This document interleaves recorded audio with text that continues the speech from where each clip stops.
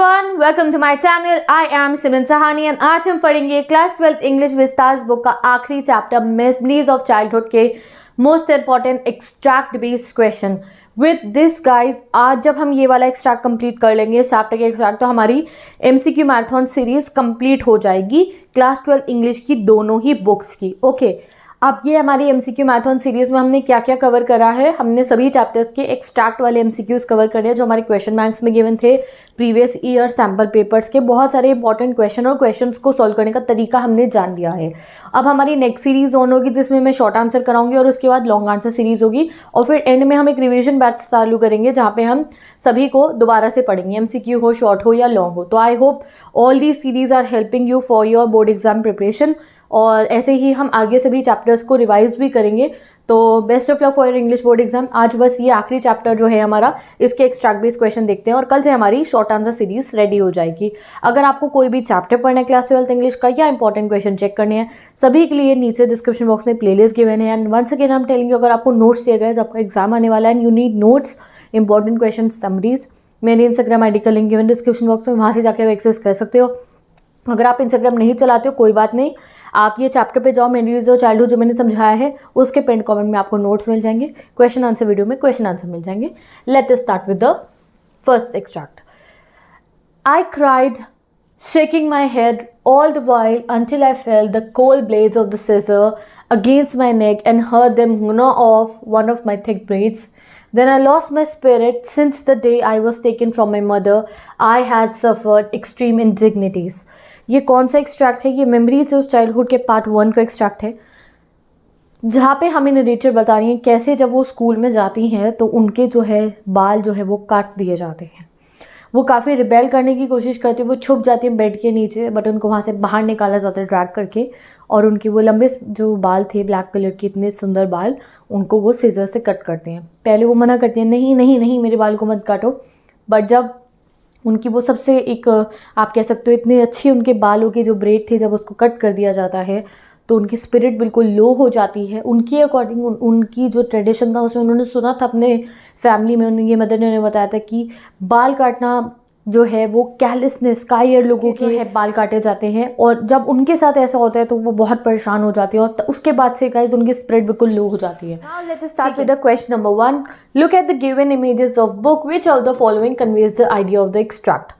तो पर एक्सट्रैक्ट में आपने देखा है कि किस तरीके से अब हमारे को ऑथर बता रही हैं कि अब उनमें कोई एनर्जी नहीं बची थी, अब उन्होंने फाइट करना बंद कर दिया। तो उन्हें लग रहा था कि जैसे उनके बाल कट हो गए, जैसे कायरों के उनके ट्रेडिशन में उन्होंने सुना है कि कायर लोगों के बाल ऐसे कट कर दिए जाते हैं। She was feeling very, you can say that, sad now, और अब उन्होंने सबमिट कर दिया। लग रहा था कि हम तो बिल्कुल बस ऐसे हो गए कि हमें इनकी सारी बातें अब माननी पड़ेगी। ठीक है, तो यहाँ पे 4 ऑप्शंस गिवन हैं, 4 बुक्स गिवन है, आपको बताना है कौन सी बुक उनके इस आइडिया को सजेस्ट कर रही है। ऐसे क्वेश्चन गाइस हमने पहले भी करे। आई वॉन्ट ये पहला क्वेश्चन आप खुद से ट्राई करो, मुझे आंसर कमेंट सेक्शन में बताओ, और मैंने आंसर, इसका करेक्ट आंसर आप कहीं से भी लिख सकते हो गाइस, बट आई वॉन्ट आज इस क्वेश्चन को आप खुद से अटेम्प्ट करो और मुझे इसका आंसर बताओ। हम चलते हैं नेक्स्ट क्वेश्चन पे। How would you describe the author's tone when she says I was only one of many little animals driven by herder. क्या कहने का मतलब था उनका? वो ऑस्टर थी उनकी टोन, ऑस्टर मतलब होता है सिंपल। नेक्स्ट एपेथेटिक थी वो, यानी कि उन्हें कोई इंटरेस्ट नहीं था और वो कंसर्न नहीं दिखाना चाह रही थी। डिसमिल यानी कि वो डिप्रेस थी इस समय पे, या रिसेंटफुल, वो क्रोधित थी, गुस्से में थी। तो करेक्ट आंसर होगा डिसमिल, दैट इज C1। वो इस समय बहुत डिप्रेस थी कि क्या हुआ है अब मेरे साथ, कि अब मुझे इन लोगों के हिसाब से चलना पड़ेगा। वो बहुत डिप्रेस्ड होगी, ये पूरा सिनेरियो हमें समझा रही हैं। नेक्स्ट पे चलते हैं, अब हम choose the option with reference to the 2 statement. यहाँ 2 स्टेटमेंट भी मैंने आपको बताना होगा क्या ट्रू है क्या फॉल्स है, लाइक दिस। ठीक है, the author had been subjected to humiliation when she was separated from her mother. ये स्टेटमेंट 1 है। Nobody was able to ease her distress and empathise with her. क्या लग रहा है आपका? Statement 1 and statement 2। तो करेक्ट आंसर इसका होगा गाइज D1। दोनों स्टेटमेंट 1 और स्टेटमेंट 2 बिल्कुल सही हैं। वो यही कहती है कि जब से अपनी मदर से दूर हुई हैं तब से जो है उनको ये सब चीज़ें ही सहनी पड़ रही हैं, ह्यूमिलिएशन, और कोई भी आज तक उनको जो है उनकी परेशानियों का हल नहीं कर पाया। कोई उनको जो है स्ट्रेस में जब वो होती हैं उन्हें जो है संभाल नहीं पाया एंड ऑल दैट। तो स्टेटमेंट 1 स्टेटमेंट 2 दोनों ही हम इस पैसेज से इन्फर कर सकते हैं, तो करेक्ट आंसर होगा D1। हम चलते हैं गाइस अब अपने नेक्स्ट एक्सट्रैक्ट पे। But this eating by formula was not hardest trial in the first day. Later in that morning my friend Judwin gave me a terrible warning. Judwin knew a few words of English. She had overheard the pale-faced woman talk about cutting our long heavy hair. तो वो बताती कि मेरी दोस्त को पता चल गया था कि अब हमारे बाल काटने वाले हैं, और ये बहुत ही जो है सेकंड चीज़ ऐसी थी, वो जो ब्रेकफास्ट टेबल होती है, उसके बाद ये चीज़ मुझे पता चली। और उनकी मदर ने उन्हें बताया था कि जो अनस्किल्ड वॉरियर होते हैं, जो कायर लोग होते हैं, उनके हेयर काट दिए जाते हैं, उन्हें बाल कर दिया जाता था उनके ट्रेडिशन में। या फिर शॉर्ट हेयर वो रखते थे जो मोर्नर्स होते थे, जो दुख बना रहे होते थे किसी की डेथ का। और कावर्ड्स जो होते थे, जो सबसे कायर लोग होते थे गाइस, उनके बाल काट दिए जाते थे। तो जब उन्हें पता चला उनके बाल काट दिए जाएंगे तो उन्हें बहुत बुरा फील होता है, एंड वो रिबेल भी करती हैं। तो what was pale face women planning, क्या प्लान कर रही थी वो? To take the surprise step, to punish them, to beat them, to cut their long hair. तो करेक्ट आंसर D1, उनके बाल काटने की प्लानिंग कर रही थी वो।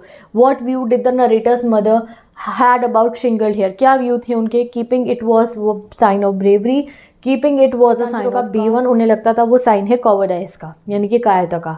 What does the narrator mean by mourners, mourners कौन है? Grievers, lamenters, sorrowers, all of this. Correct answer, जो किसी की मृत्यु पे रोते हैं ना, परेशान होते हैं, उनके लिए दुखी होते हैं, उन्हें हम कहते हैं मोर्नर्स। तो ऑल ऑफ दिस होगा। Which literary device has been use in the phrase heavy hairs, heavy hairs में कौन सा लिटरेरी डिवाइस यूज हुआ है? Simile, metaphor, alliteration, repetition. बहुत बार मैंने आपको बताया इलिट्रेशन, जब दोनों सेम वर्ड से या सेम साउंड से स्टार्ट हो रहे होते हैं वर्ड्स, उनमें हम एलिट्रेशन यूज़ करते हैं। जैसे कि मिकी माउस दोनों एम से स्टार्ट हो रहा है, कोका कोला एम से स्टार्ट हो रहा है, बहुत एलिट्रेशन होती है। जैसे एक में है ये heavy hairs, H heavy heavy H sound आ रही है, एच से स्टार्ट हो रहा है, एलिट्रेशन है। Look at the same meaning as toughest, toughest का same meaning. Lamenter, disappeared, hardest. Correct answer hardest. Look at the antonym of a lot का एंटोनियम क्या होगा? Farthest, a few, believe, none of this. Correct answer a few. With this guys हम next part पे आते हैं अपने, जो हमारा नेक्स्ट पार्ट है इस चैप्टर का। When I heard this, I didn't want to laugh anymore. I felt terribly sad. How could they believe that it was disgusting if one of us held that package?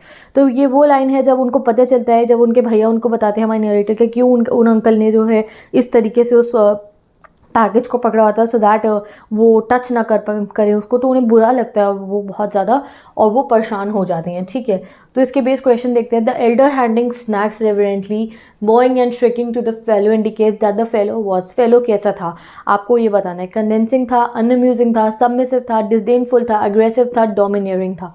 तो okay guys, अब ये आपको कुछ 6 बता रखे हैं हमारे को, इमोशंस आप कह सकते हो। अब आपको बताना है कि वो जो एल्डर जिसने वो मंगाया इस तरीके से स्नैक, वो कौन से इमोशन उस पर सेट बैठेंगे।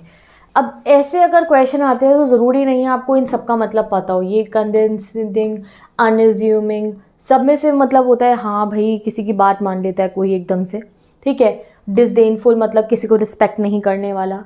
अग्रेसिव, गुस्से वाला। डोमिनेटिंग मतलब डोमिनेट। कुछ आपको पता होंगे, कुछ नहीं पता होंगे। अब एग्जाम में इस क्वेश्चन को कैसे सॉल्व करेंगे, तो आप सोचो एक बारी वो एल्डर कैसा था। बहुत डोमिनेटिंग था, हाँ हमें पता चला डोमिनेटिंग बहुत ज़्यादा था, कि वो इस तरीके से उस वहाँ बैठ गया भैया और कह रहा मेरे लिए खाने को लेकर आओ एंड ऑल दैट, ठीक है।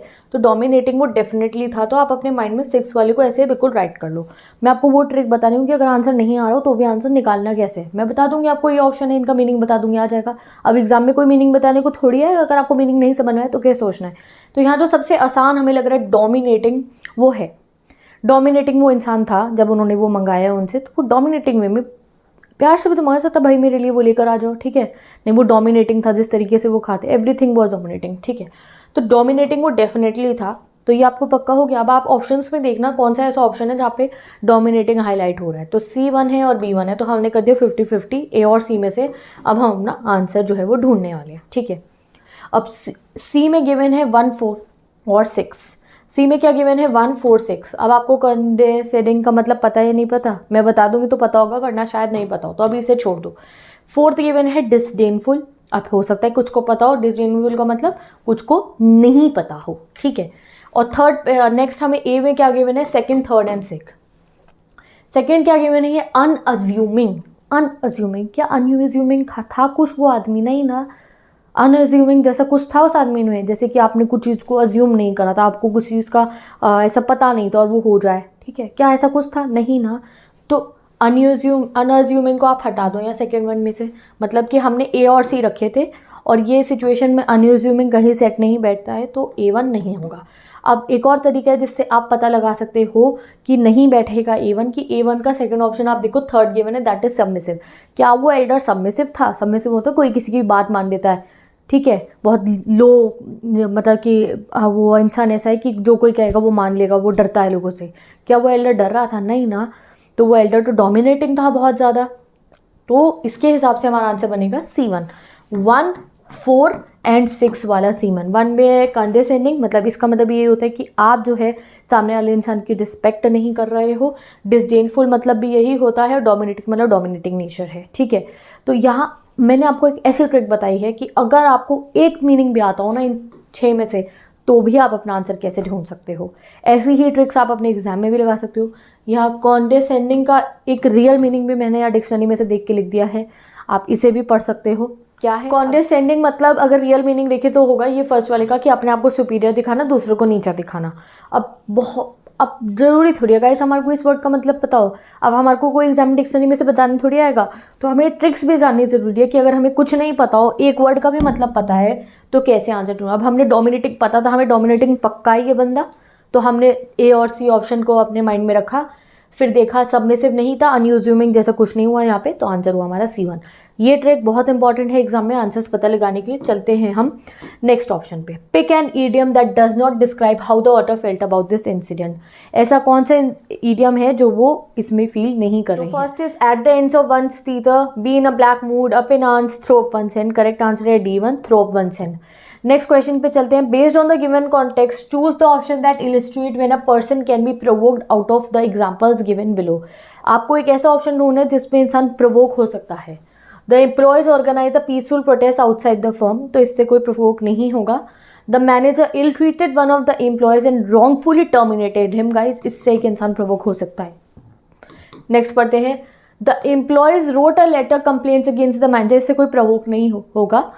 The director of the firm scheduled a meeting for reconciliation, इससे भी कोई प्रोवोकेशन नहीं होगा। इससे होगा जब कोई इल ट्रीट कर रहा है जानबूझ के, रॉन्गफुली एक एम्प्लॉय को टर्मिनेट कर, उसकी कोई गलती भी नहीं, तो उसको गुस्सा आ जाएगा, भाई मेरी कोई गलती नहीं है, मेरे को क्यों आप ऐसा कर रहे हो।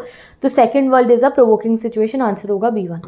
अब चलते हैं हम नेक्स्ट क्वेश्चन पे। Because we are born in to this community we are never given any honour और डिग्निटी और respect, we are stripped of all that, but if we study and make progress we can throw all these indignities. तो ये चीज़ जो है हमारी author समझ जाती है by the end of chapter कि अगर मैं अपने जो है चीज़ें हासिल कर लूँगी अपनी लाइफ में, तो कोई मुझे जो है, अगर मैं डिग्निटी की लाइफ जी पाऊंगी, कोई मुझे ऐसा फील नहीं करा पाएगा। Who is this? तो first question is who is the speaker of this line. कौन है? बामा है, उनके ब्रदर है, एल्डरली पर्सन है, कम्युनिटी के, या जितकाला सा है। तो कौन बोलता है ये? उनके एल्डर ब्रदर बोलते हैं। Whom statement being spoken to, किससे बात कह रही जा रही है ये? बामा से, उनके ब्रदर से, एल्डरली पर्सन तो कम्युनिटी से, जितकाला सा। करेक्ट आंसर बामा को वो बता रहे थे। Because we are born in to this community, what does this community mean? उनका क्या कहने का मतलब है दिस कम्युनिटी से? तो वो अपनी कम्युनिटी को यहाँ पे रेफर करने हैं, that means marginalise community. What advice was given to the speaker? उनके भाइयों से क्या एडवाइस देते हैं? टू स्टडी हार्ड, अच्छे से पढ़ने की एडवाइस देते हैं। तो with this guys we have completed some question of this chapter also, memories of childhood. I hope बहुत, अभी हमने 4 ही एक्सट्रैक्ट करे हैं गाइज, क्योंकि अभी इसका हमारे पे कोई प्रीवियस ईयर एक्सट्रैक्ट्स थे नहीं इस चैप्टर के, क्योंकि पिछले सालों में ये चैप्टर्स बहुत बार डिलीटेड था। तो जब अभी रिवीजन बैच में ऑन करूंगी तब मैं आपको इसके और क्वेश्चंस भी कवर करवा दूंगी। With this I am ending this video. Bye bye, take care, best of luck. मैं मिलती हूँ आपसे नेक्स्ट वीडियो में। अगर आपको नोट्स चाहिए, इंपॉर्टेंट क्वेश्चन चाहिए, तो प्लेलिस्ट को चेक कर लीजिए, डिस्क्रिप्शन बॉक्स को चेक कर लीजिए, यू विल गेट एवरीथिंग। कोई क्वेरीज है तो बता दो कमेंट सेक्शन में। मैं मिलती हूँ आपसे नेक्स्ट वीडियो।